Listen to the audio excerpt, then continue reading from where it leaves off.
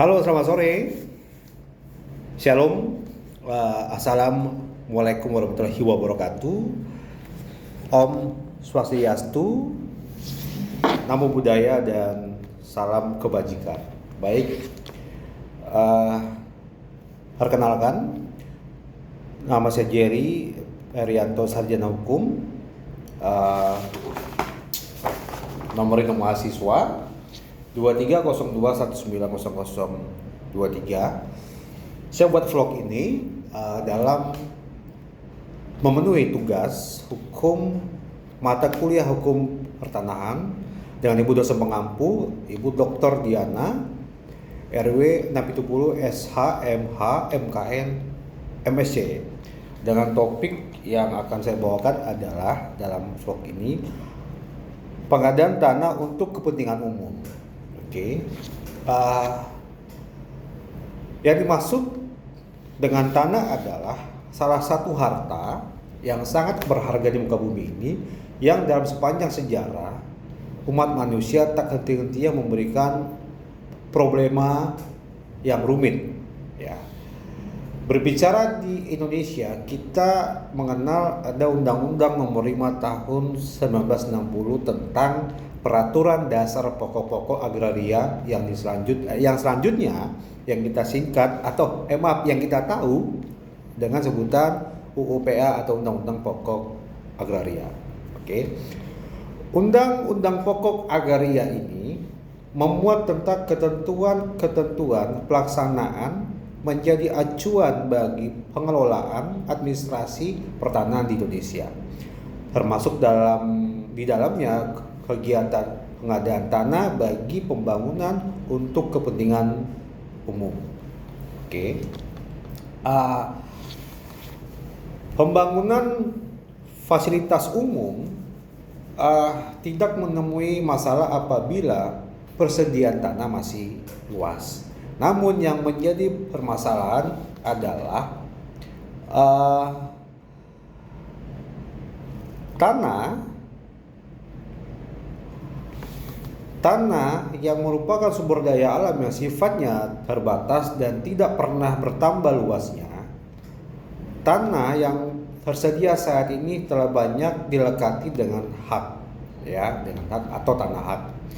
Sementara tanah negara sudah sangat terbatas, ya, persediaannya. Pada saat sekarang ini sangat sulit melakukan pembangunan untuk kepentingan umum di atas tanah negara karena pembangunan negara karena tanahnya tadi terbatas. Oke. Jalan keluarnya yang bisa kita tempuh adalah mengambil tanah-tanah hak, ya. Kegiatan mengambil tanah hak orang lain ini atau tanah yang punya hak tadi oleh pemerintah dalam rangka pelaksanaan pembangunan untuk kepentingan umum ini harus sesuai dengan Undang-Undang Pokok Agraria. Oke. Hak-hak atas tanah atau kepentingan bangsa dan negara ini dan juga kepentingan bersama dari rakyat dari hak-hak atas tanah itu dapat dicabut dengan memberikan ganti rugi yang menurut cara atau yang telah diatur dari Undang-Undang Pokok Agraria. Yang pertama adalah pengadaan untuk kepentingan umum tadi. Di Indonesia, pengadaan tanah khususnya bagi pelaksanaan pembangunan untuk kepentingan umum yang dilakukan oleh pemerintah saat ini itu dapat kita lihat diatur dalam Peraturan Presiden Nomor 36 Tahun 2005 tentang pengadaan tanah bagi pelaksanaan pembangunan untuk kepentingan umum. Oke.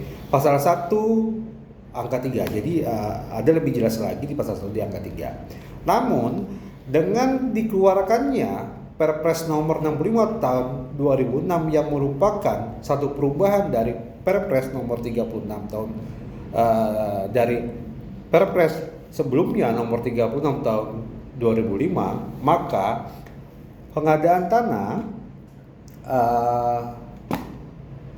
tanah bagi kepentingan umum yang dilakukan oleh pemerintah maupun pemerintah daerah dilaksanakan dengan cara pelepasan atau penyerahan hak atas tanah. Oke. Juga harus kita ketahui pengertian tentang kepentingan umum adalah mengingat ya pengadaan tanah di Indonesia senantiasa ditujukan untuk kepentingan umum. Artinya adalah memberikan pengertian tentang kepentingan umum bukanlah hal yang mudah. Selain sangat rentan karena penilaiannya sangat efektif, sangat subjektif, juga terlalu abstrak untuk memahami. Oke, sehingga apabila tidak diatur secara tegas akan melahirkan multitafsir yang pasti akan berimbas pada ketidakpastian hukum dan rawan akan tindakan sewenang-wenang dari pejabat terkait. Oke. Berbicara Perpres nomor 36 tahun 2005 sudah menjawab itu semua ya. Yang kemudian dirampingkan ya pada Perpres nomor 65 tahun 2006 di mana telah ditentukan secara eliminatif ya dan konkret pengertian dari kepentingan umum tadi ya. Satu, jalan umum ya. Kita tahu semua ya, jalan umum dan jalan tol, kereta di atas tanah, di ruang atas tanah ataupun di ruang bawah tanah, saluran air, minum air bersih, lalu saluran pembuangan air dan sanitasi. Yang kedua, kita tahu waduk, bendungan irigasi dan bangunan pengairan lainnya. Yang ketiga, kita tahu ada pembangunan pelabuhan, bandar udara, stasiun kereta api dan beberapa terminal. Maaf. 4. Fasilitas kepentingan umum juga ada seperti tanggul untuk penanggulangan bahaya banjir, seperti di desa-desa, di gunung kita ada tahu lahar dan lain-lain. Lalu yang berikutnya tempat pembuangan sampah ya. Lalu kita lihat juga ada cagar alam dan cagar budaya. Nah ini dan juga ada pembangkit listrik dan transmisi dan distribusi tenaga listrik. Oke.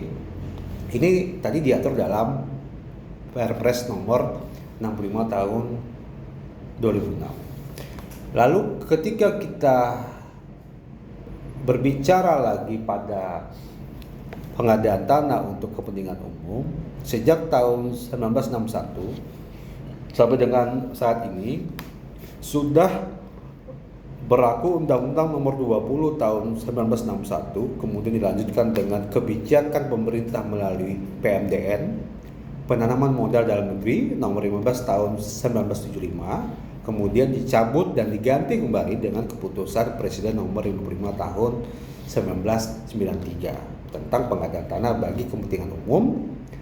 Namun dengan berlakunya itu tetap proses pelaksanaan di lapangan itu menimbulkan beberapa konflik ya, sehingga harus kita kaji ulang keberadaan keputusan Presiden Nomor 55 Tahun 1993 tadi apakah masih relevan ya. Kalau boleh kita mengaitkan pula dengan Undang-Undang Nomor 22 Tahun 1999 tentang pemerintahan daerah dan Undang-Undang Nomor 25 Tahun 1999 tentang perimbangan keuangan antara pemerintah pusat dan daerah. Lalu ada juga sampai dengan saat ini juga kita Indonesia ini belum memiliki undang-undang yang mengatur secara khusus tentang pengadaan tanah di tingkat Kepala Badan Pertanahan Nasional atau BPN. Ya, pengadaan tanah diatur dalam Peraturan Kepala BPN Nomor 3 Tahun 2007 tentang ketentuan pelaksanaan Kepres tadi, ya, yang Nomor 36 Tahun 2005, yang memuat tentang pengadaan tanah bagi pelaksanaan pembangunan untuk kepentingan umum. Dan akibat karena itu tidak jelas diaturnya, lalu diubah lagi dalam Peraturan Presiden Nomor 65 Tahun 2006 tentang perubahan atas dasar Perpres Nomor 36 Tahun 2005 tadi tentang pengadaan pelaksanaan pembangunan untuk kepentingan umum. Lalu pada prinsipnya sebenarnya hukum agraria Indonesia mengenal ada dua bentuk pengadaan tanah. Yang pertama adalah dilaksanakannya dengan cara pelepasan atau penyerahan hak atas tanah, yaitu pelepasan hak atas tanah. Dua, dilaksanakan dengan jalan pencabutan hak atas tanah. Ya, perbedaan yang menonjol adalah jika dalam pencabutan hak atas tanah dilakukan dengan cara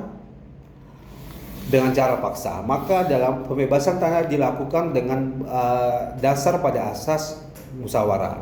Ya, sebelumnya sudah diatur oleh Perpres Nomor 36 Tahun 2005, ya, tentang secara tegas bahwa bentuk pengadaan tanah dilakukan dengan cara pembebasan hak atas tanah dengan cara pencabutan hak atas tanah tadi. Namun dengan dikeluarkannya Perpres Nomor 65 Tahun 2006, bukannya ditegaskan bahwa pengadaan tanah dilakukan dengan cara pembebasan, tidak dicantumkan juga. Jadi di Perpres Nomor 65 Tahun 2006 tidak dicantumkannya secara tegas cara pencabutan hak atas tanah. Jadi ada kekurangan juga. Melainkan untuk memberikan kesan bahwa cara pencabutan hak atas tanah cara paling akhir yang dapat ditempuh apabila musyawarahnya gagal. Oke, hal ini ditafsirkan secara imperatif, ya, di mana jalur pembebasan tanah harus ditempuh terlebih dahulu sebelum mengambil jalur pencabutan hak atas tanah. Ya, jika pada Perpres Nomor 36 Tahun 2005, ya, kesan alternatifnya antara cara pembebasan dan pencabutan, maka, ya, pada Perpres Nomor 65 Tahun 2006 harus cara pembebasan dan pencabutan sifatnya prioritas baku. Ya, ini agar pemerintah tidak sewenang-wenangnya atau dengan tidak mudah mengambil satu tindakan dalam hal pengadaan tanah. Oke. Lalu kita lihat lagi, pengadaan tanah di Indonesia diperbarui dengan Undang-Undang Nomor 2 Tahun 2012 tentang pengadaan tanah bagi pembangunan untuk kepentingan umum. Ada beberapa yang bisa saya sampaikan. Yang pertama, asas kemanusiaan. Asas ini adalah kita harus memberikan perlindungan serta penghormatan terhadap hak asasi manusia, harkat dan martabat setiap warga negara penduduk Indonesia secara proporsional, jangan semena-mena. Asas keadilan maksudnya adalah memberikan rasa aman, jaminan penggantian yang layak kepada pihak yang tanahnya dalam proses pengadaan tanah untuk kepentingan umum. Lalu yang ketiga, asas kemanfaatan, yakni mampu memberikan manfaat secara luas bagi kepentingan masyarakat, bangsa, dan negara. Yang keempat, asas kepastian, memberikan kepastian hukum, ya, dalam proses pengadaan tanah untuk kepentingan umum tadi. Jadi ada jaminan kepada pihak yang mendapatkan ganti rugi. Lalu kita juga ada asas keterbukaan, yang dimana memberikan akses kepada masyarakat untuk mendapatkan informasi yang berkaitan dengan pengadaan tanah yang dilakukan oleh pemerintah. Asas kesepakatan yaitu proses pengadaan tanah yang dilakukan oleh masyarakat harus berdasarkan musyawarah dan kata sepakat, jangan ada unsur paksaan. Lalu asas keikutsertaan, ya, ini dukungan dalam penyelenggaraan pengadaan tanah harus melalui partisipasi masyarakat, baik secara langsung maupun tidak langsung, sejak perencanaan sampai dengan kegiatan pembangunan itu dilakukan. Asas kesejahteraan, bahwa pengadaan tanah harus memberikan nilai tambah bagi kelangsungan kehidupan pihak yang berhak untuk atau yang berhak dan masyarakat secara luas. Lalu asas keberlanjutan, yakni kegiatan pembangunan dapat berlangsung secara terus-menerus berkesinambungan untuk mencapai tujuan yang diharapkan bersama. Yang terakhir ada asas keselarasan, yakni bahwa pengadaan tanah, pembangunan dapat seimbang dan sejalan dengan kepentingan masyarakat dan negara. Oke. Lalu di sini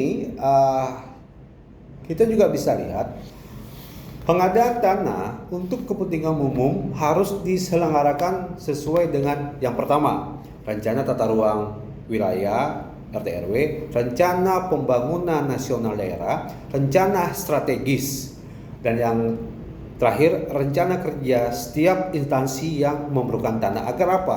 Agar penyelenggaraan tanah untuk kepentingan umum benar-benar memperhatikan keseimbangan kepentingan pembangunan dan kepentingan masyarakat juga harus diperhatikan dengan pemberian ganti rugi yang layak dan adil. Lalu kita juga bisa melihat penyelenggaraan pengadaan tanah bagi kepentingan umum digunakan untuk pembangunan adalah harus juga memperhatikan beberapa hal, yaitu pertanahan dengan keamanan nasional harus perhatikan, jalan umum, jalan tol, terowongan, jalur kereta api, stasiun kereta api, dan fasilitas operasi kereta api. Untuk waduk, bendungan irigasi, pelabuhan yang tadi sudah saya sampaikan di awal tadi. Lalu kalau kita bisa melihat secara umum tadi bahwa tanah juga harus memperhatikan sebagaimana itu diselenggarakan oleh pemerintah dan dapat bekerjasama dengan BUMN. Nah, di sini BUMD yang pelaksananya dilakukan mulai dari tahap perencanaan, persiapan, dan pelaksanaan dan penyerahan hasil. Pengadaan tanah dilakukan dengan pemberian ganti kerugian yang layak tadi, ya. Jadi sehingga tidak ada masyarakat yang merasa dirugikan. Jadi bahwa pemerintah juga dapat bekerjasama dengan BUMD dalam hal kepentingan umum atau pengadaan tanah tadi. Dan saya menyimpulkan bahwa tanah untuk kepentingan umum ini adalah hukum tanah nasional mengakui dan menghormati hak masyarakat atas tanah dan benda yang berkaitan dengan tanah, serta memberikan wewenang yang bersifat publik kepada negara berupa wewenang untuk mengadakan pengaturan, membuat kebijakan, mengadakan pengelolaan, serta menyelenggarakan dan mengadakan pengawasan yang tertuang dalam pokok pengadaan tanah. Ya, dapat kita lihat di sini, bisa kita lihat itu ada 5. Yang pertama, pemerintah pusat dan pemerintah daerah menjamin tersedianya tanah untuk kepentingan umum dan pendanaannya.